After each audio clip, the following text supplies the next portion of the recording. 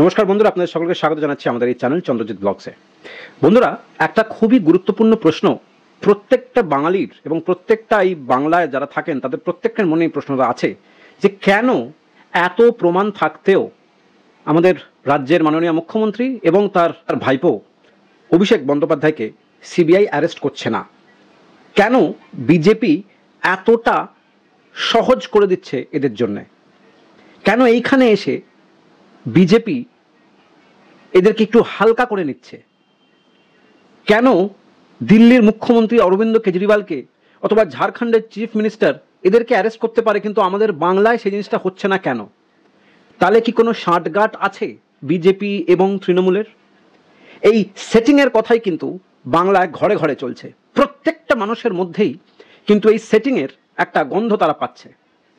বহুত দিন ধরে এই ধরনের প্রশ্ন আমার মনের মধ্যেও ছিল, কিন্তু কিছুদিন আগে আমি একটা ইন্টারভিউ দেখলাম যেখানে আমাদের দেশের হোম মিনিস্টার অমিত শাহজিকে রিপাবলিক বাংলার তরফ থেকে সিনিয়র জার্নালিস্ট অর্ণব গোস্বামী পরিষ্কারভাবে জিজ্ঞেস করছেন এই সেটিংয়ের ব্যাপারটা, যে কি কম্পালশন আছে বিজেপির কাছে যে এখানে আসলেই এরা একটু লিনিয়েন্সি দিয়ে কেসটাকে দেখছে। কেন এখানে অরবিন্দ কেজরিওয়ালের মতন বা ঝাড়খণ্ডের মতন অ্যাকশন আমরা দেখতে পাই না? তাহলে কি সত্যি এই সেটিংয়ের ব্যাপারটা সত্যি? খুব পরিষ্কারভাবে আমাদের দেশের গৃহমন্ত্রী হোম মিনিস্টার তিনি বলেছেন যে আদালতের দরজা দিয়েই কিন্তু অভিষেককে শ্রীঘরের দরজা দেখানো হবে। আদালতের দরজা দিয়েই কিন্তু অভিষেককে শ্রীঘরের দরজা দেখানো হবে, এটা স্পষ্ট করে বলেছেন। শুধু সময়ের অপেক্ষা। সময়টা লাগছে কেন? প্রশ্ন নম্বর 1, এখানে কি কোনো সেটিং আছে? উত্তর আসছে যে না, কোনো সেটিং নেই। কিন্তু এই ইলেকশনের আগে হঠাৎ করে যদি এদেরকে ধরে নেওয়া হয় তাহলে একটা সিম্প্যাথি ভোট পেয়ে যাবে তৃণমূল কংগ্রেস। এই সিম্প্যাথিটার কোনো প্রয়োজন নেই, মানুষের কাছে দয়ার কোনো প্রয়োজন নেই। সিম্প্যাথি ভোট যাতে এরা সেই সুযোগটা না নেয়, এই সুযোগ কিন্তু কংগ্রেসের বাড়ির লোকেরা, কংগ্রেস পরিবার প্রত্যেকবার নিয়েছে। জওহরলাল নেহরু মারা যাওয়ার পরে ইন্দিরা গান্ধী সেই ফায়দা তুলেছে, ইন্দিরা গান্ধী মারা যাওয়ার পরে রাজীব গান্ধী সেই ফায়দা তুলেছে, এবং এই জিনিসটা পরম্পরাগতভাবে চলে আসছে। কিন্তু এখানেও যদি এটা সেই সুযোগ করে দেওয়া হয় সেই সিম্প্যাথি ভোটের, সেটা কিন্তু করতে দিতে নারাজ কেন্দ্র সরকার। সুতরাং ইলেকশনের আগে ওরা কিছু করতে চাইছে না। প্রশ্ন হচ্ছে তাহলে এত সময় লাগছে কেন? উত্তর হচ্ছে যে দেখুন, 2011 সালে তৃণমূল কংগ্রেস পাওয়ারে আসে বামফ্রন্টকে হারিয়ে। 2011 থেকে 2016-র মধ্যে একটা ধরনের আমরা রাজত্ব দেখেছি, আর 2016-র পর থেকে একটা অন্য ধরনের রাজত্ব দেখছি। 2016-র পর থেকে, যবে থেকে অভিষেক বন্দ্যোপাধ্যায় পার্টির সেকেন্ড হ্যান্ড কমান্ড হয়ে সামনে আসলেন, তবে থেকে কিন্তু হাবভাব পাল্টে গেছে।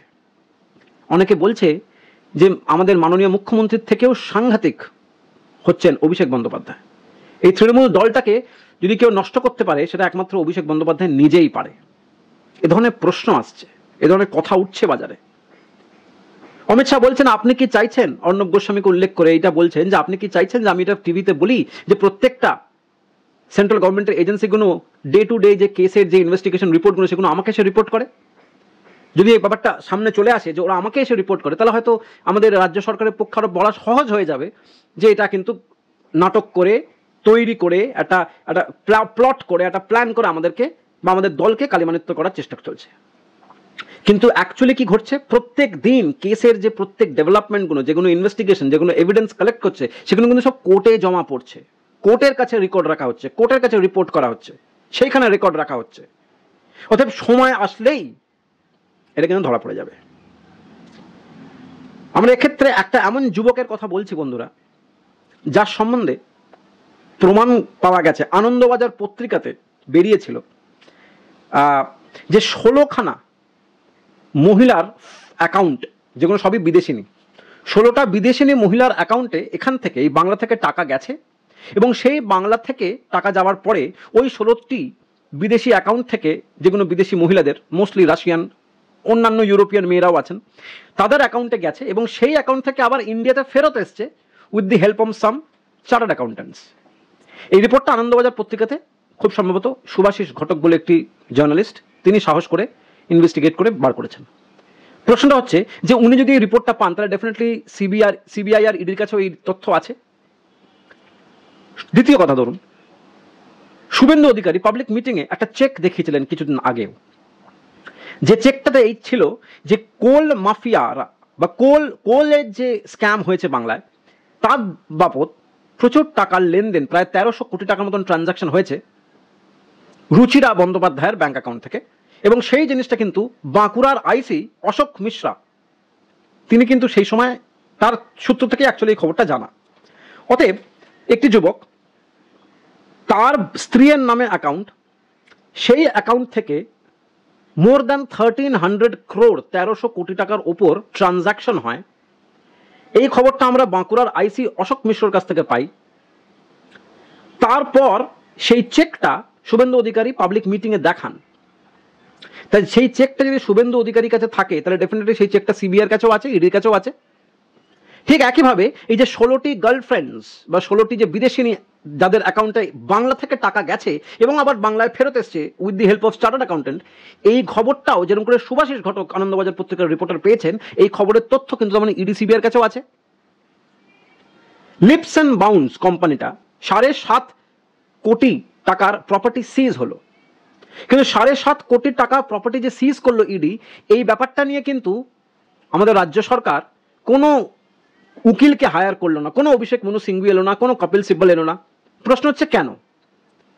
প্রশ্নটা হচ্ছে এখানে যে যদি 7.5 কোটি টাকা কারোর প্রপার্টি সিজ হয় তাহলে আপনি গিয়ে কোর্টে গিয়েই তো সেই সিজটাকে ক্লেম করতে পারেন, কন্টেস্ট করতে পারেন। আপনি করলেন না কেন?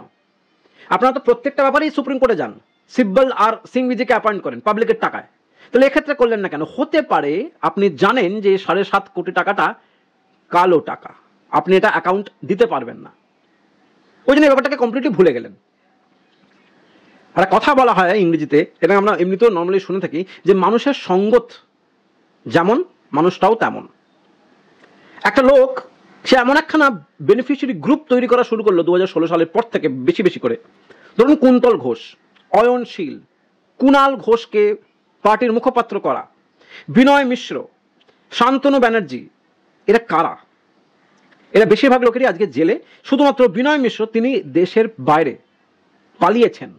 এই সেই বিনয় মিশ্র যার সঙ্গে কিন্তু বাঁকুড়ার আইসি সম্পর্ক দেখা যাচ্ছে, অশোক মিশ্রের সঙ্গে সম্পর্কে এরা আছে।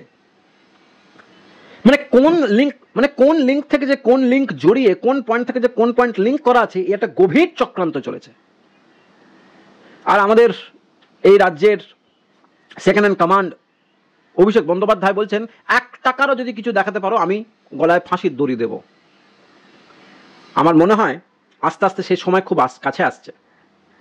আমার শুধু সিম্পল দুটো প্রশ্ন স্যার, 7.5 কোটি টাকা যখন আপনার প্রপার্টি সিজ করলো ইডি, আপনি কেন এই সিজটাকে কোর্টে গিয়ে চ্যালেঞ্জ করলেন না?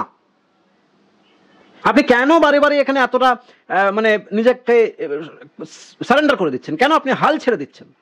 কেন আপনি ইডির এগেনস্টে, এই সিজারের এগেনস্টে একটা মামলা করলেন না? ওয়াই? দ্বিতীয় প্রশ্ন, আপনার স্ত্রীর অ্যাকাউন্ট থেকে 1300 কোটি টাকার ট্রানজাকশন হয় কি করে? জানা যাচ্ছে এটা কোল রিলেটেড যে স্ক্যাম, সেই স্ক্যামের টাকা, তার 50% এই বিনয় মিশ্র নিয়ে পালিয়েছে। এই 16টা যে মহিলা, বিদেশিনী মহিলা, তাদের যে অ্যাকাউন্টে টাকাটা গিয়েছিল, আবার সেখান থেকে আবার ফিরে এসছে through the help of chartered accountants. তারা বিভিন্ন জায়গা দিয়ে, ফলস কোম্পানি দিয়ে, নানান রকম পদ্ধতি দিয়ে টাকাটাকে ফেরত নিয়ে এসছে। এই ট্রানজাকশনটার প্রয়োজনটা কি ছিল?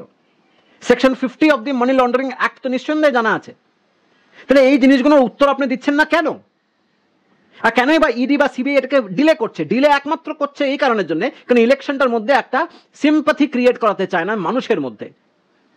হয়তো এনাদের সকলের স্থান হয়তো শ্রীঘর, কিন্তু এখন ধরলে এরা মহান হয়ে যাবেন। কিছু বেনিফিশিয়ারি গ্রুপ আছে, তারা হয়তো এদেরকে নিয়ে পুজো করতে লাগবেন, মূর্তি বানিয়ে বসবেন। সেইটা যাতে না হয়, এবং যার জন্য পরিষ্কারভাবে অমিত শাহজি বললেন যে আদালতের দরজা দিয়েই কিন্তু অভিষেককে শ্রীঘরের দরজায় দেখানো হবে।